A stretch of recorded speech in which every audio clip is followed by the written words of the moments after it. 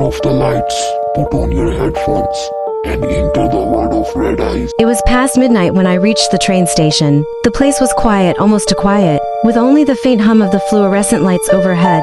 The last train was supposed to depart an hour ago, but I had missed the schedule and wasn't planning to stay. As I waited, I noticed something strange on the digital board. Only one train was listed. No destination, no time, just a single word, arriving. I didn't recognize the train when it slid into the station. Its lights were dim, windows darkened, and it didn't make the usual screech or horn sound. The doors opened silently, inviting me in. Against my better judgment, I stepped inside. The moment I did, the doors closed behind me with a finality I couldn't explain. The carriage was nearly empty. The air was unnaturally cold, and I could feel the weight of silence pressing down. The seats stretched endlessly in both directions, fading into darkness, and a few scattered passengers sat facing forward, unmoving. I sat near the middle, hoping this was just a late-night regional train, but something was off. Their reflections in the windows lagged behind their movements, subtle enough to make my stomach twist. Minutes passed. The train moved, but there were no stations, no lights outside the windows.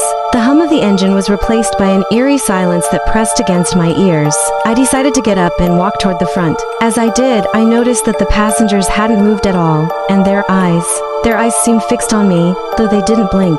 A soft voice crackled over the speaker. "Please remain seated. This journey has already begun." My pulse quickened. I sat back down, but my mind refused to calm. The train didn't slow. It didn't stop. Stations passed outside, but the names didn't make sense. Ancient, forgotten names I didn't recognize. They repeated themselves, one after another, endlessly. I looked at the passengers again. Their appearances had subtly changed. One wore clothes from decades ago. Another's hairline looked like it hadn't existed for years. Their eyes, though fixed forward, seemed to know me. And then I realized, with horror, that some of them were people I had seen in old news clippings, missing persons.